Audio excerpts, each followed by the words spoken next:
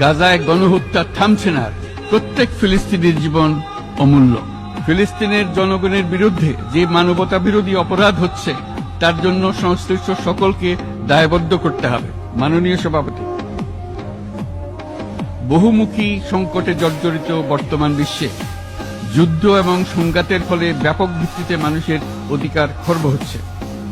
বিশ্ববাসীর উদ্বেগ এবং নিন্দা সত্ত্বেও গাজায় গণহত্যা থামছে না।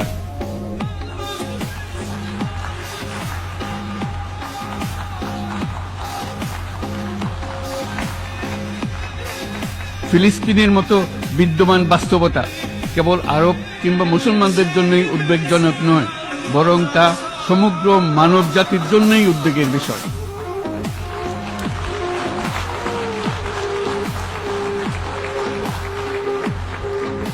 একজন মানুষ হিসেবে প্রত্যেক ফিলিস্তিনির জীবন অমূল্য।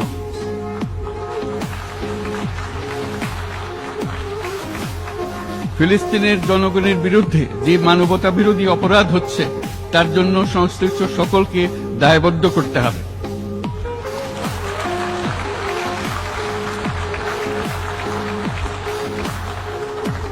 ফিলিস্তিনের জনগণের উপর চলমান নৃশংসতা, বিশেষত নারী এবং শিশুদের সাথে প্রতিনিয়ত যে নিষ্ঠুরতা বিশ্ব দেখাচ্ছে তা থেকে নিস্তারের জন্য বাংলাদেশ অনতিবিলম্বে সম্পূর্ণ যুদ্ধবিরতির আহ্বান জানাচ্ছে।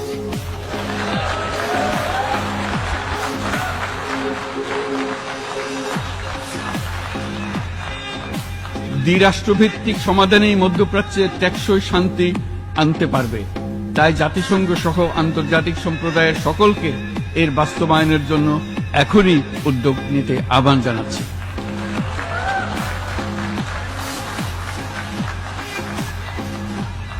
গত 2.5 বছর ধরে ইউক্রেনে চলমান যুদ্ধে বহু মানুষ প্রাণ হারিয়েছে। এই যুদ্ধের প্রভাব সর্বব্যাপী, এমনকি বাংলাদেশের অর্থনীতিতেও এর নেতিবাচক প্রভাব আমরা অনুভব করছি। আমরা তাই উভয় পক্ষকে সংলাপে বসে বিরোধ নিরসনের মাধ্যমে যুদ্ধের অবসান ঘটানোর আহ্বান জানাচ্ছি।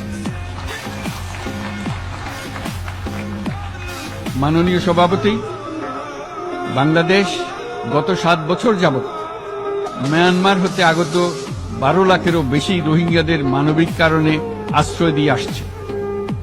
এর ফলে আমরা বিরাট সামাজিক, অর্থনৈতিক, পরিবেশগত ক্ষতির সম্মুখীন হচ্ছি। মিয়ানমারের অভ্যন্তরীণ সমস্যা থেকে সৃষ্ট এই সংকট বাংলাদেশ ও আমাদের অঞ্চলের জন্য প্রথাগত ও অপ্রথাগত